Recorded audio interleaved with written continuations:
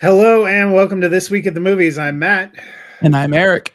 And this week we are diving deep into the heart of Cybertron as we go through the new film Transformers 1, which is about the 8th theatrical film we have gotten, or the 7th, must be 7 theatrical films. 8? How many? This is the problem. There's There have 5 been a original, lot of 2 spin-offs, Yep, so and this this is one, the 7. 8th theatrical Transformers film since 2007, 9th Oh, yeah. overall if you count the original animated film, which came out in the 80s. And since I'm a child of the If 80s, we're I including do. animated, yeah, This one takes you back to Cybertron when it was somewhat thriving planet, introduces you to a couple of good friends who are miners named Orion Pax, voiced by Chris Hemsworth, and D16, voiced by Brian Tyree Henry.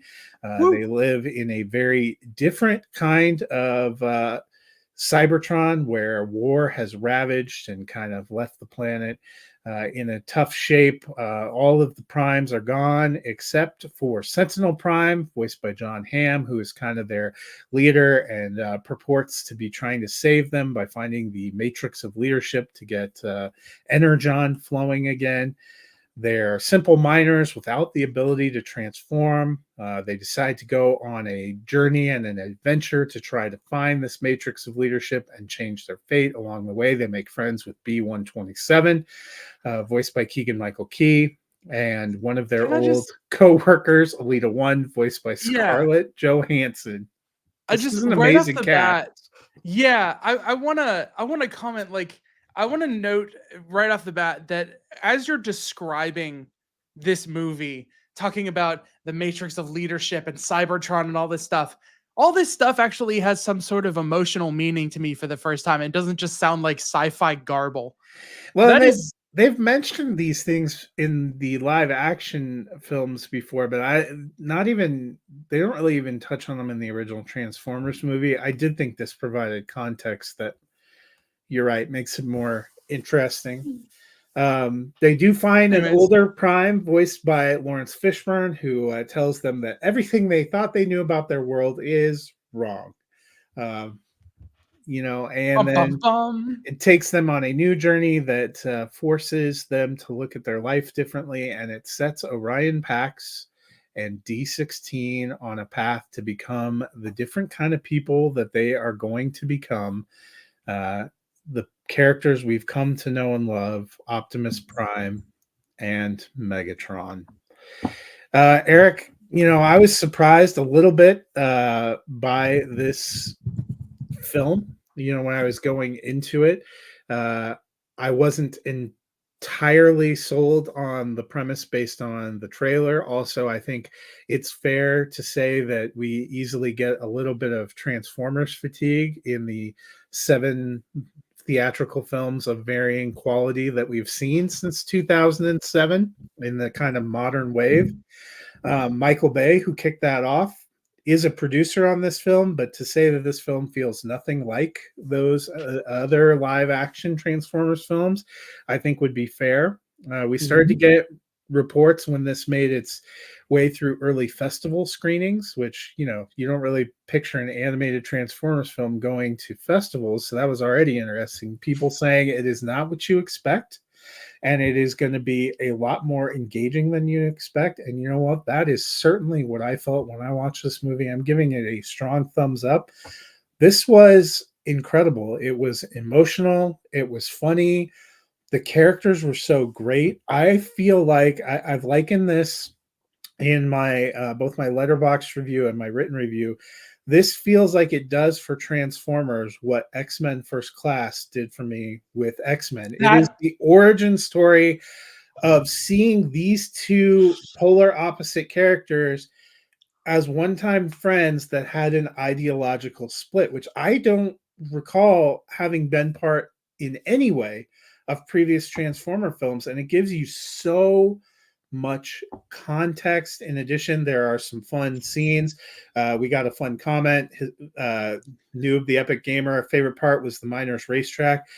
There are a lot of fun and comedic scenes, especially in the early going. But then there is such a a unique emotional split here, and the kind of back and forth. I loved it a lot. Mm-hmm. Yeah, I'm a strong thumbs up on this one too. I might even be two if it weren't for just the bare bones fact that this is a hero's journey movie that you've seen a lot. It's a unique world. It's animated. This is like a deviation. I would say this is more in line. I would say where Into the Spider-Verse is a 2 thumbs up, and for me, Teenage Mutant Ninja Turtles Mutant Mayhem is a 2 thumbs up in terms of animated movies that are like rebranding and reinvigorating a franchise.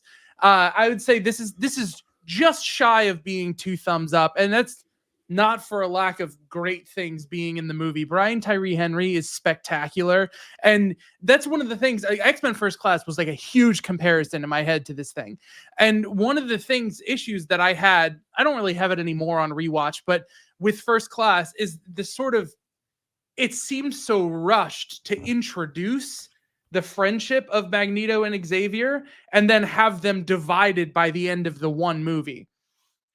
And in this, I didn't feel that at all. It felt like these characters have lived side by side for a long time. They felt lived in.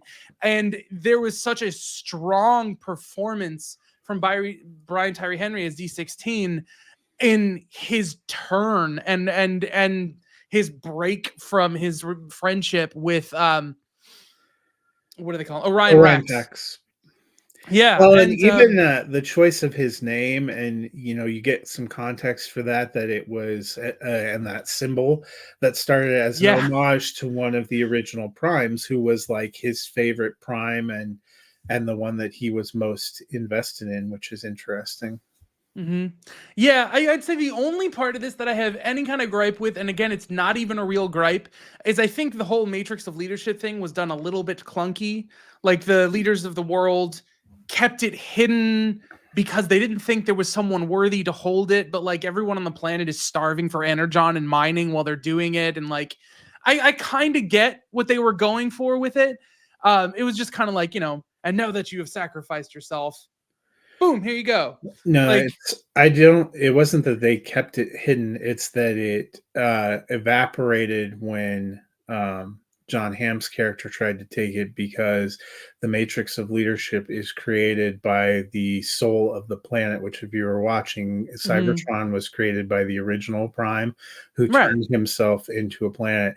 The Matrix of Leadership evaporated from him and was waiting for somebody who was worthy. In that sense, it's almost like Thor's hammer. You couldn't have it because you weren't worthy. It dissolved when all those who were worthy. And so, like, what I'm saying is, like, if there had been maybe a small thread of characters knowing that it's like, oh, if we go to X location on the map, we may find the Matrix. It's like, okay, I get why they're thinking that, and I get the turn and the subversion of that. It's fine. I just felt like there could have been a little bit more of like, the legend says that the Matrix can only be held by someone who is quote unquote worthy, and like, well, that was part of the opening when you see Orion Pax trying to break into the archive to learn about it. All references to what the Matrix of Leadership is and where it is had been removed, and that was his frustration. Like, how come I can't learn what this is? And was kind of an example of Sentinel Prime wiping the history, just like the way he was removing their little auto spark when they were going like I said, it's like the most minor nitpick, and it really doesn't impact anything. Like, the ride of watching the movie is just spectacular. I also took my son to watch this movie, and he's still 4, so he has a hard time with anytime things get intense or emotional. And obviously, when certain things happen to Optimus Prime towards the end of the movie, he had to like cover his eyes and whatnot, and that was fine, but he had a blast. And it's just like easy to watch, super funny. I loved Keegan-Michael Key as B. Everything about him with the arm knives, like, just it was so much fun. After a couple of weeks of just really unconventional, split up the structure like movies, having something that felt like a comfort movie that is like just It just the opposite of hit Speak No right. Evil, you mean? Yeah. Yeah. I also, I don't know about you, I really enjoyed Steve Buscemi being Starscream. As soon as I heard Absolutely. him, I started laughing. Yeah. Like, you knew this was gonna be And hilarious. And it's kind of Soundwave's just, voice. yeah, interesting how they go through and how you're seeing the division of these factions and how it kind of um starts. I think it gives you a different context for, the Autobots and the Decepticons and everything that's going, that battle that you don't get in some of the other live action films. So I had a lot of fun with this. uh Very surprising to me. Before we get out of here, I want to talk about all of the Transformers films, because as I mentioned, we have seen 2007 may feel like it was an eternity ago, but it's not that long in terms, we're talking about less than 20 years. And we've had 7 live action films. We sort of burned out the OG franchise, kind of burned itself out with its 5 films. We got a spin-off prequel with Bumblebee, which was fun, but you nowhere really to go. Then last year they did Rise of the Beasts, which I didn't think was actually too bad, but now you could feel maybe a little bit of a new energy. I could see them leaning into um, this Transformers One world and staying on animated, which might be a little easier, and building, through maybe the fall of Cybertron and some of the history there. But when we look I at want all that. of the breadth of Transformers films, and here are the 8 that have existed before. We now have 9 with Transformers One. How do they fall for you? So okay, so I was looking at your list earlier, and this kind of like I have not watched. I tried to watch Last of Extinction. You're not Streaming that missing a movie, lot. streaming that streaming that movie made it too easy for me to turn it off, and so I didn't watch Age of Extinction. So I'm not gonna be able to like I'm not gonna comment on the ones that I haven't seen because I feel like that's unfair. But if I was gonna like rank them, I honestly I hesitate to do this because I did this with Ninja Turtles. I think this might be my favorite, this new one, and yeah, like I before I get like super critical of the movies, I will note like they are always sort of a fun ride. I think there's a reason that it's a franchise that's continued on for so long. But if I was going to rank them, I would have to say Bumblebee is like a close second after this one. Then the original 2007 Transformers, then Rise of the Beasts, then Revenge of the Fallen, despite the whole writer's strike thing, partially because of the whole writer's strike thing. It's just a fascinating thing that happened in movie history. But like, and then Dark of the Moon, out of the ones that I've seen. Yeah. Yeah, and I've seen them all, including the original 1980s. The movie. Yes. So for me, I actually surprisingly, I didn't expect that going in, but I would put Transformers One at the top of the list. In fact, that is where I did landed, because I thought it had a great blend of the comedy and the drama. I am just independent of Transformers, actually a pretty big Michael Bay fan. So I would say Right. the first Transformers movie in 2007 was probably almost, I was probably their target demographic. I was an 80s child that grew up with not only the cartoons but the toys. So I was predisposed to be interested in it. I like Michael Bay and his style as a director, and Linkin Park is my favorite band. So it was like, I mean, if I was sitting in the marketing room with them, I was their target demographic. No notes. So yeah, I'm not saying it's a perfect film, but it is actually one of the better, one of my favorite Michael Bay films. I like the blend of comedy and humor. I wondered how they were going to fuse these kind of robots into a live action world, but they found a way to do it and make it fun. John Turturro's character is kind of fun. I like Josh Duhamel and Tyrese Gibson as the military guys, Kevin Dunn as as the father. His parents crack me up. I thought Shia LaBeouf and Megan Fox were pretty good together in that, and you have Peter Cullen, like the classic Optimus Prime voice, coming back to voice Optimus Prime there.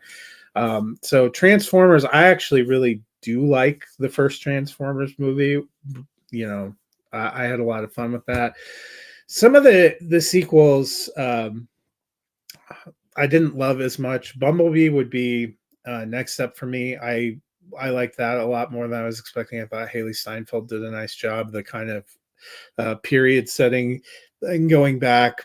They managed to make that work in a pretty good way, tying it back to, that Bumblebee was the outrunner coming to Earth first to let everybody know what they were looking for was there. I thought that was kind of a clever idea. I thought there was space for them to do another one in that stream, but that seems to, will never happen. But that for a one-off, yeah, I mean, I guess you can never say never. If Rise of the Beast was the sequel, I am so much less interested in the G.I. Joe combination movie than in a sequel to Transformers 1. Well, and I feel like they maybe have backed out of that because it seemed like that they were fully on board to do that, but now that we've seen this, and I don't know if Rise of the Beasts got the box office return they were expecting, probably because there was a lot of franchise fatigue. I will say I thought that is another movie that was much better than I was expecting, because I was almost all the way out on the idea of seeing another live action Transformers film, but that is actually would be next for me. That would be 4 for me. And then I do have Revenge of the Fallen. I liked the first sequel. I liked a lot of the things that I liked about the first one are still there with the second one. It's not maybe incredible art, but I still like Michael Bay directing. They didn't forget Linkin Park. They brought all the band back together. There's some fun jokes and stuff in there, and some stuff that I thought worked, putting a sequel together. So that would be next up for me. And then after that, I would go back to Transformers, the movie, the 1986 original cartoon. That one, I think it's interesting. That is shockingly hard to find. Yeah. Now it just doesn't stream anywhere.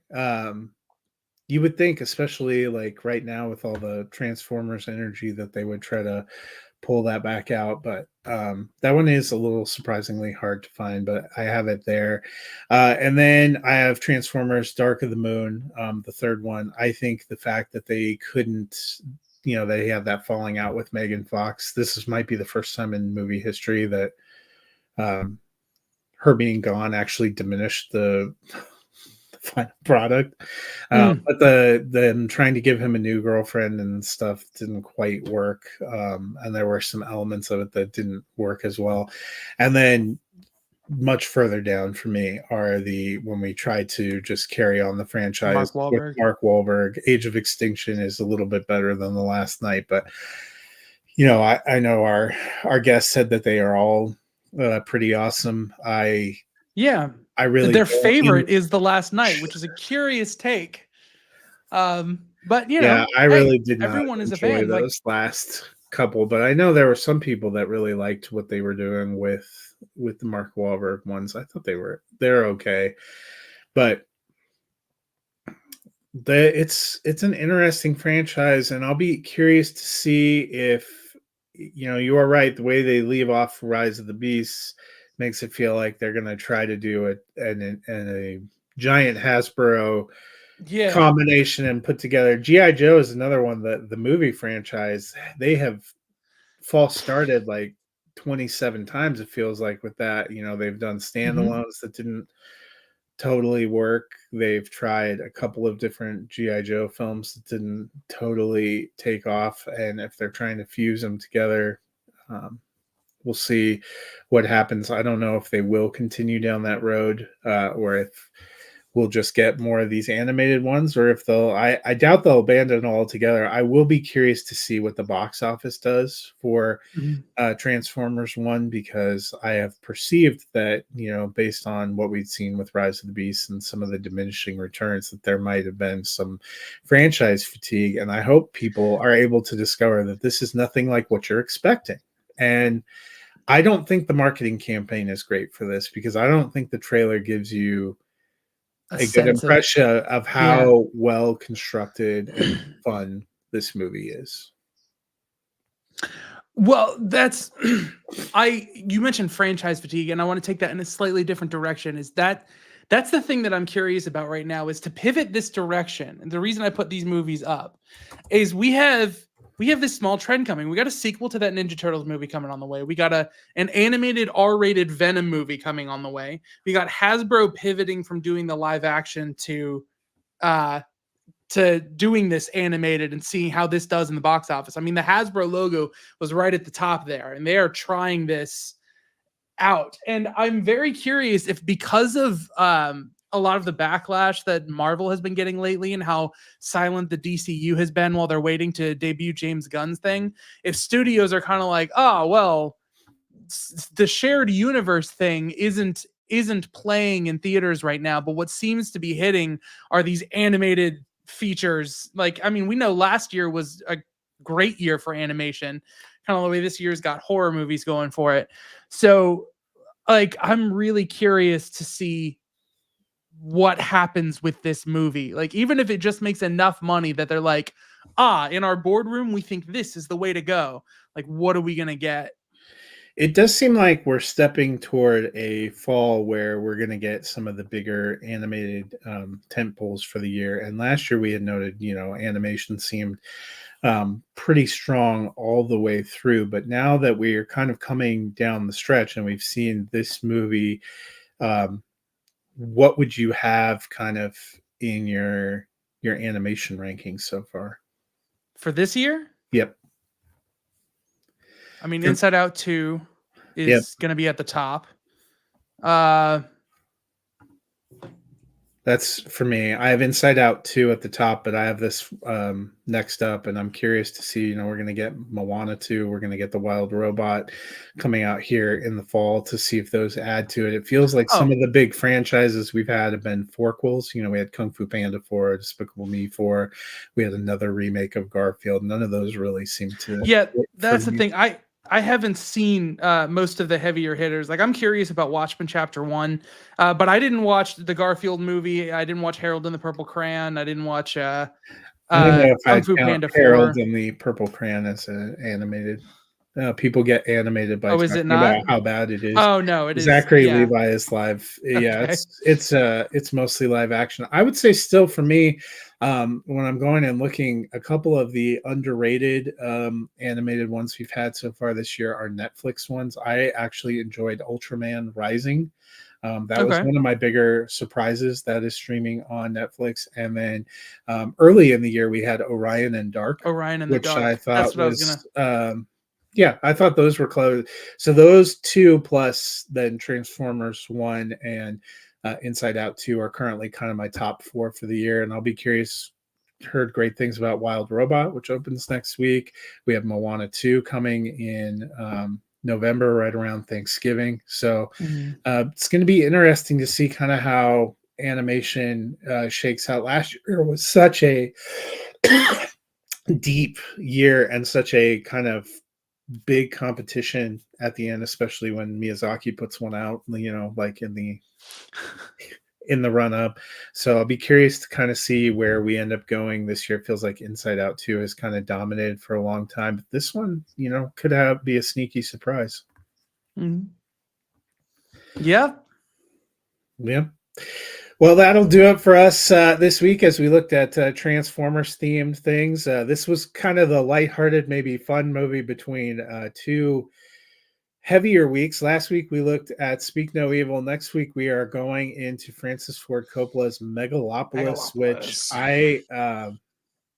I'm very curious to see, but I have no idea what to expect. So should be an It just interesting discussion. it feels like it's gonna be so heavy, and I'm sorry, it looks a little self-important, but it's not cool for me to judge before I've seen the movie. But hopefully, that just means my bar is down, and then it'll just be great.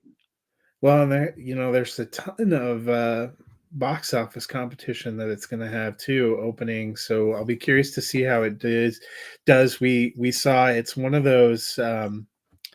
It's one of those films where, at Cannes, you had half the audience that was enthralled and half the audience that seemed to not care for it. And we've seen that before with some of these polarizing films. One of the ones I remember most is Tree of Life, from Terrence Malick, which was kind of a big sweeping film that tried to make a specific statement, and some people loved it and some people were like, no, that's not for me. So be curious to see.